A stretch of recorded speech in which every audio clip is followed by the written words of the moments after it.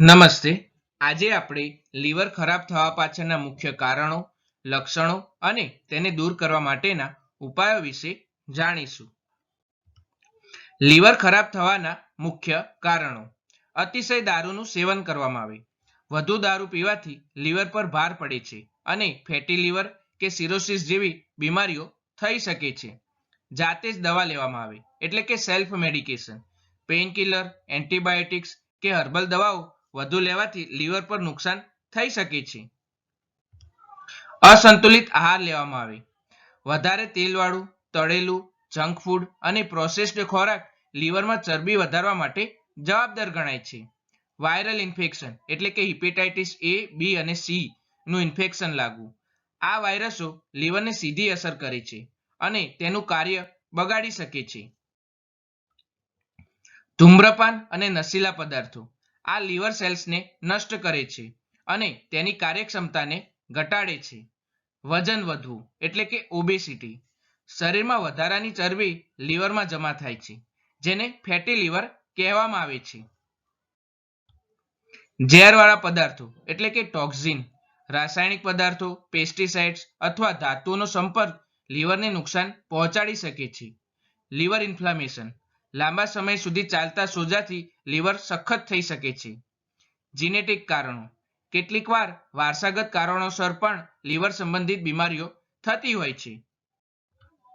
હવે આપણે લીવર ખરાબ થવાના મુખ્ય લક્ષણો વિશે જાણીશું.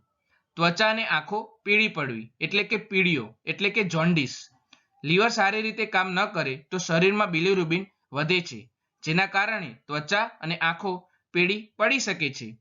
થાક અને નબળાઈ લાગવી. લીવર શરીરમાં ઉર્જાનું સંતુલન રાખે છે. તેના ખરાબ થવાથી સતત થાક લાગતો હોય તેવું થઈ શકે છે. ભૂખ ન લાગવી અથવા ઉપકાવવા. લીવર ખરાબ હોવાથી પાચન પ્રક્રિયા પ્રભાવિત થતી હોય છે.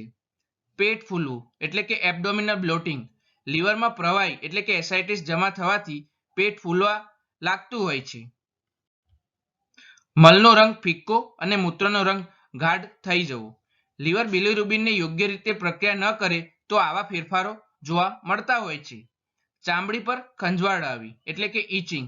શરીરમાં ઝેરિયલ તત્વો જમા થવાથી ખંજવાળ આવી શકે છે.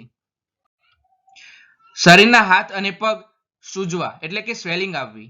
લીવર ખરાબ થવાથી રક્તમાં પ્રોટીનની અછત થાય છે, જેના કારણે સોજો આવી શકે છે. મગજમાં ગૂંચવણ એટલે કે કન્ફ્યુઝન, હિપેટાઇટિક એન્સેફેલોપેથી. ગંભીર સ્થિતિમાં લીવર ઝેરિયેલા તત્વોને દૂર ન કરી શકે, જેથી મગજ પર અસર પડતી હોય છે. વજન અચાનક ઘટવું અથવા વધવું. લીવરની કાર્યક્ષમતા ઘટવાથી ચરબી અને પ્રોટીનનું સંતુલન બગડી જાય છે, જેના લીધે વજનમાં ચેન્જીસ જોવા મળતો હોય છે. મૂડમાં ફેરફાર અથવા ચીડિયાપણું. ઝેરિયલ તત્વો રક્તમાં વધવાથી નર્વસ સિસ્ટમ પ્રભાવિત થાય છે. હવે આપણે લીવરને મજબૂત બનાવવા માટેના શ્રેષ્ઠ અને સરળ ઉપાયો વિશે જાણીશું. આમળા. રોજ આમળાનું સેવન કરવાથી વિટામિન સી થી ભરપૂર હોવાથી લીવરને ડિટોક્સ કરે છે. હળદર એટલે કે ટર્મરિક. ગરમ દૂધમાં થોડું હળદર મિક્સ કરીને પીવાથી લીવરનો સોજો અને ટોક્સિન દૂર થઈ જતા હોય છે. Aloe vera juice. સવારે ખાલી પેટે 1 ચમચી એલોવેરા જ્યુસ પીવો જોઈએ. તે લીવરને શુદ્ધ અને મજબૂત બનાવવામાં મદદ કરે છે. ત્રિફલા ચૂર્ણ. રાતે સૂતા પહેલા ગરમ પાણી સાથે 1 ચમચી ત્રિફલા લેવું જોઈએ, જે પાચનને સુધારે છે અને લીવરને સ્વચ્છ રાખવામાં મદદ કરે છે. લીંબુ પાણી. રોજ સવારે ગરમ પાણીમાં લીંબુનો રસ મિક્સ કરીને પીવો જોઈએ, જે લીવરને ડિટોક્સ કરવામાં મદદ કરે છે. ગોળ અને આદુ.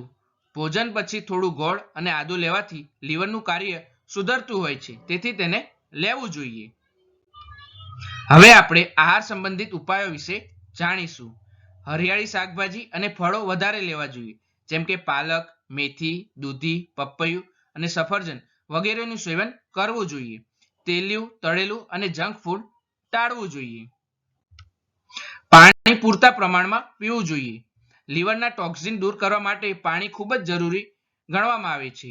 પ્રોટીનવાળો ખોરાક જેમ કે દાળ, મૂગ, છાશ અને દૂધ વગેરે લેવું જોઈએ. દારૂ અને ધૂમ્રપાન સંપૂર્ણપણે બંધ કરી દેવું જોઈએ. હવે આપણે જીવનશૈલી અને યોગ રિલેટેડ ઉપાયો વિશે જાણીશું. કપાલભાતિ, અનુલોમ વિલોમ અને ભુજંગાસન જે લીવરની ડિટોક્સ પ્રક્રિયાને સુધારે છે. નિયમિત વ્યાયામ કરવા જોઈએ જેનાથી લોહીનું સર્ક્યુલેશન અને ફેટ મેટાબોલિઝમ સુધરે છે. પૂરતી ઊંઘ લેવી જોઈએ. લીવર રાત્રિ દરમિયાન રિપેર થઈ શકે છે. તણાવને ઘટાડવો જોઈએ. વધુ તણાવ લીવર ફંક્શન પર અસર કરી શકે છે.